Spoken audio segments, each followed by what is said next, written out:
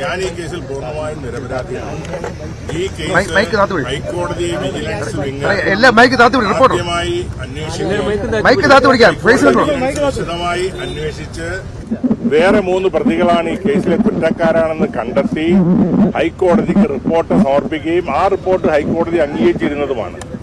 അതിനുശേഷം AK ആന്റണിയുടെ government കാലഘട്ടം 2002-ൽ 3 ഡിവൈഎസ്പിമാരുടെ നേതൃത്വത്തിൽ 8 പോലീസ് ഉദ്യോഗസ്ഥന്മാർ ഈ കേസ് അന്വേഷിക്കുകയും ഞാൻ നിരപരാധിയാണെന്നും വേറെ ആളുകളാണ് പ്രതിയെന്നും പറഞ്ഞിട്ട് റിപ്പോർട്ട് കോടതിക്ക് സമർപ്പിക്കുകയും ചെയ്തിരുന്നു 2002-ൽ. ആ റിപ്പോർട്ട് കോടതി അംഗീകരിച്ചിട്ടുള്ളതാണ്. അതുകൊണ്ട് എന്നെ സംബന്ധിച്ചിടത്തോളം ഞാൻ ഈ കേസിൽ പൂർണ്ണമായും നിരപരാധിയാണെന്നുള്ള ആത്മവിശ്വാസം എനിക്കുണ്ട്. ആ ആത്മവിശ്വാസമാണ് എന്നെ നയിക്കുന്നത്. കോടതികളിൽ നിരപരാധികളും ശിക്ഷിക്കപ്പെടാം എന്നുള്ളതിന്റെ ഏറ്റവും ഒടുവിലത്തെ ഉദാഹരണമാണ്. അല്ല, പ്രോസിക്യൂഷന്റെ കേസാണല്ലോ വാദിക്കുന്നത്. പ്രതിക്ക് വേണ്ടിയുള്ള കേസ് പ്രതിഭാഗം വക്കീല് വാദിക്കുന്നു. കോടതിയാണല്ലോ തീരുമാനം എടുക്കേണ്ടത്. യാതൊരു തെളിവും എനിക്കെതിരെ യാതൊരു തെളിവും ഇല്ല എന്നുള്ളതാണ് എന്റെ ആത്മവിശ്വാസം. അതാണ് എനിക്ക് ബോധ്യപ്പെട്ടിട്ടുള്ളത്. അല്ല, അത് വരട്ടെ, നിയമത്തിന്റെ വഴിക്ക് പോട്ടെ. എന്നെ സംബന്ധിച്ചിടത്തോളം ഇതാണ് എനിക്ക് ഈ കേസിനെ കുറിച്ച് എനിക്ക് പറയാനുള്ളത്. തീർച്ചയായിട്ടും ഇത് ഉമ്മൻചാണ്ടിയുടെ 2002-ൽ AK ആന്റണിയുടെ കാലഘട്ടത്തിൽ ഞാൻ നിരപരാധിയാണെന്ന് പറഞ്ഞിട്ട് റിപ്പോർട്ട്, അന്തിമ റിപ്പോർട്ട് കോടതിക്ക് കൊടുത്തിരുന്നു. അത് കോടതി സ്വീകരിച്ചു. 2006-ൽ തെരഞ്ഞെടുപ്പിന് തൊട്ടു മുമ്പായിട്ട് ശ്രീ ഉമ്മൻചാണ്ടി മുഖ്യമന്ത്രിയായിരിക്കുമ്പോൾ തെരഞ്ഞെടുപ്പിന്റെ തൊട്ടു മുമ്പാണ് ഒരു പുനരന്വേഷണം ഓർഡർ ചെയ്ത് പുതിയ ഒരു തെളിവില്ലാതെ 3 മാസത്തിനുള്ളിൽ അന്വേഷണം പൂർത്തിയാക്കി അന്ന് ആ ഫൈനൽ എനിക്കെതിരെ കുറ്റപത്രം സമർപ്പിച്ചത്. ഞാൻ അന്നു മുതൽ കുറ്റപത്രം സമർപ്പിച്ചത് മുതൽ ഒരു ദിവസം പോലും ഞാൻ കോടതിയിൽ ഞാനോ വക്കീലോ ഹാജരാകാതിരുന്നിട്ടില്ല.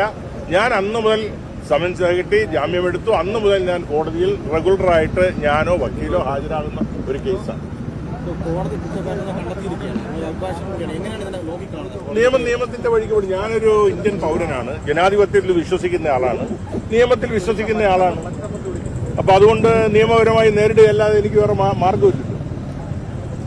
വേറെന്താ മാർഗം?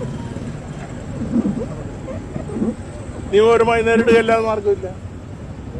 നിരപരാധികൾ എത്ര പേര് ശിക്ഷിക്കപ്പെട്ട് ഇന്ന് ജയിലുകളിൽ കഴിയുന്നുണ്ട്.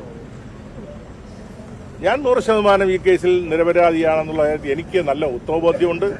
അതുകൊണ്ടാണ് ഹൈക്കോടതി വിജിലൻസ് അന്വേഷിച്ച റിപ്പോർട്ട് കൊടുത്തതിനകത്ത് 3 പ്രതികൾ, വേറെ 3 പ്രതികളുടെ പേര് ഹൈക്കോടതി വിജിലൻസ് അന്വേഷിച്ച റിപ്പോർട്ട് ഹൈക്കോടതിയിൽ ഫയൽ ചെയ്തിരുന്നതാണ്.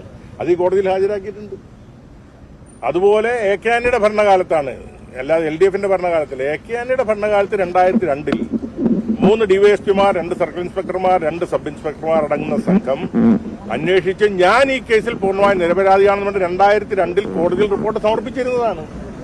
അതിനുശേഷം 2005-ൽ തെരഞ്ഞെടുപ്പിന് മുന്നോടിയായിട്ടാണ് 2006-ൽ പൊടുന്നനവേ ഒരു പുനരന്വേഷണം പ്രഖ്യാപിച്ചു. പുതിയ ഒരു തെളിവുമില്ല, പുതുതായിട്ട് യാതൊരു തെളിവില്ലാത്ത ഇരുന്നിട്ടും ഒരു പുനരന്വേഷണം പ്രഖ്യാപിച്ചു. 3 മാസം കൊണ്ട് കുറ്റപത്രം കൊടുത്തു. അതിന്റെ വിചാരണയിൽ ഞാൻ ഹാജരായി. ഇപ്പോൾ കോടതി എടുക്കുന്ന എന്ത് തീരുമാനവും ഞാൻ അംഗീകരിക്കും.